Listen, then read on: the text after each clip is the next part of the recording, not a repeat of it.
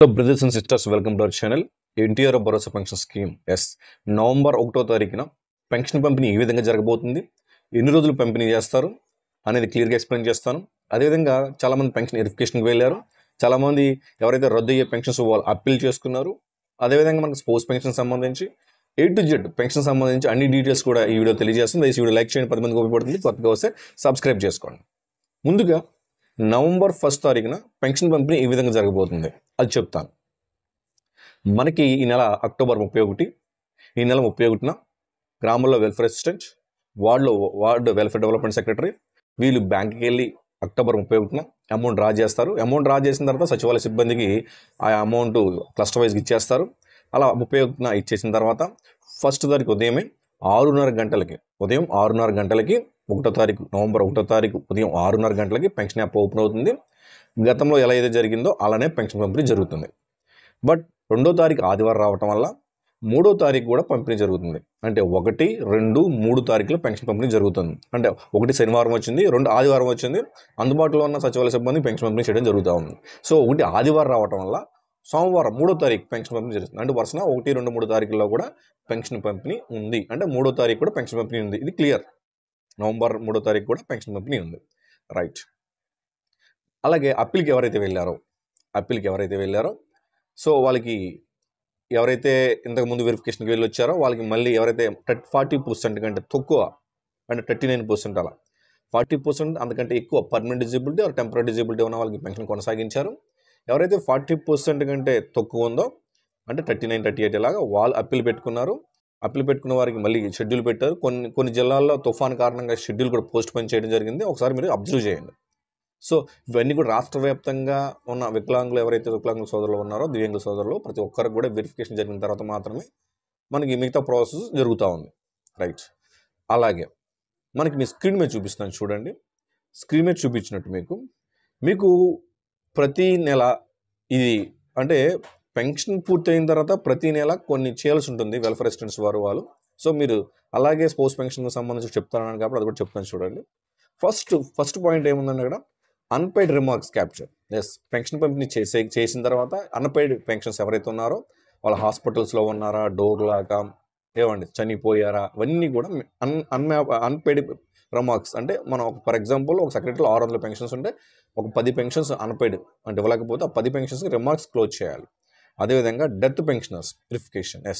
ఇప్పుడు ఎవరైతే డెత్ పెట్టామో వెల్ఫేర్ అసిస్టెంట్ డెత్ పెట్టిన తర్వాత పంచాయతీ సెక్రటరీ లాగిన్లోకి వెళ్తుంది.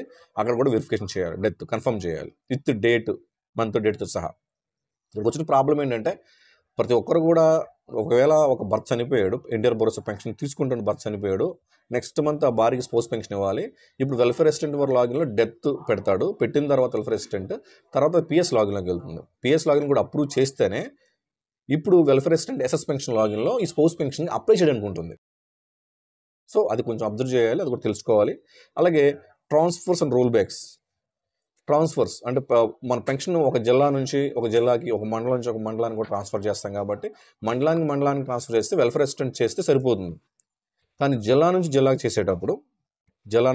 చేసేటప్పుడు వెల్ఫేర్ అసిస్టెంట్ చేసిన తర్వాత మండలం అయితే ఎంపీడీఓ గారు, అదేవిధంగా మున్సిపాలిటీ అయితే మున్సిపల్ కమిషనర్ వారు కూడా అప్రూవ్ చేయాలి. ఇది జిల్లా మారినప్పుడు ఒక పెన్షన్ ట్రాన్స్ఫర్ చేసినప్పుడు, ఫర్ ఎగ్జాంపుల్ కృష్ణా జిల్లా నుంచి ఏలూరు జిల్లాకి ట్రాన్స్ఫర్ చేయాలంటే వెల్ఫేర్ అసిస్టెంట్స్ వారు ఆ ట్రాన్స్ఫర్ పెట్టిన తర్వాత ఆ ట్రాన్స్ఫర్ని అక్కడ ఎంపీడీఓ గారు లాగిన్లో, రూరల్ అయితే అది మున్సిపల్ కమిషనర్ లాగిన్లో అప్రూవ్ చేస్తే తప్ప అది ట్రాన్స్ఫర్ అవుతుంది నెక్స్ట్ మంత్కి. అది కూడా 8వ తారీఖు లోపు ట్రాన్స్ఫర్ చేయాలి.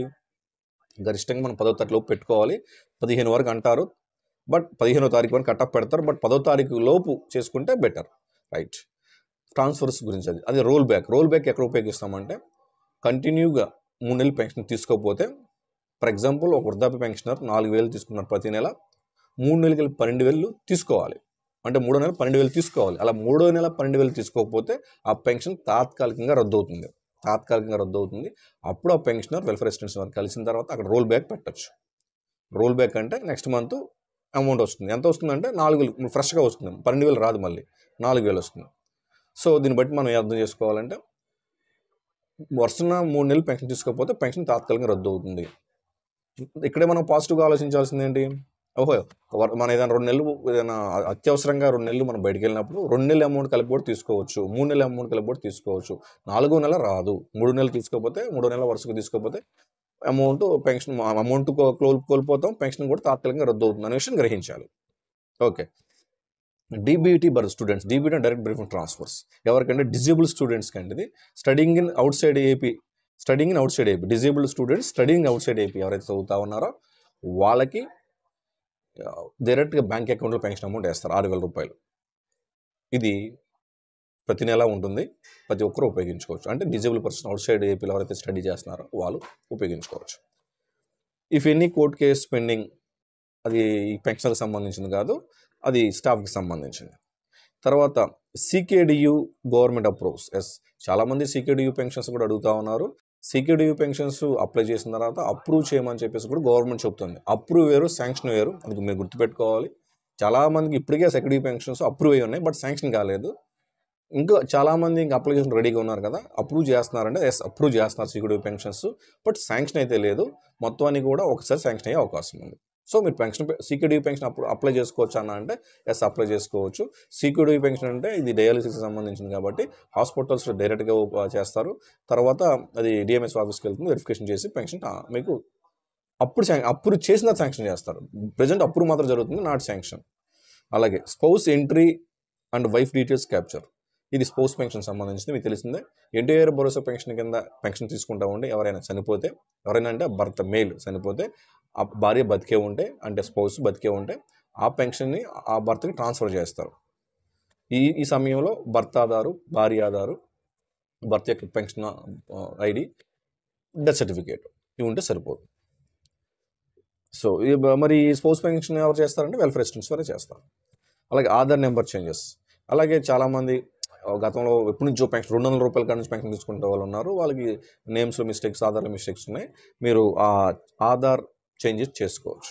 అలాగే any bank account change. For example ఇప్పుడు ఎవరైనా బ్యాంక్ అకౌంట్తో పెన్షన్ తీసుకుంటా ఉన్నారు, ఎవరైతే వాళ్ళ బ్యాంక్ అకౌంట్ చేంజ్ చేసుకోవాలనుకుంటే ఆప్షన్ కూడా చేంజ్ చేసుకోవచ్చు. రైట్. ఎనీ అదర్ గ్రీవెన్సెస్ ఉంటే అవకాశం ఉంటే గ్రీవెన్స్ కూడా పెట్టుకోవచ్చు. సో దీన్ని బట్టి మీకు ఏమేమి అర్థమైంది? ప్రతిది కూడా ఒక అవకాశం ఉంది, అవకాశాన్ని సద్వినియోగం చేసుకోవాలి. ఇన్ని పాయింట్స్ చెప్పాను నేను.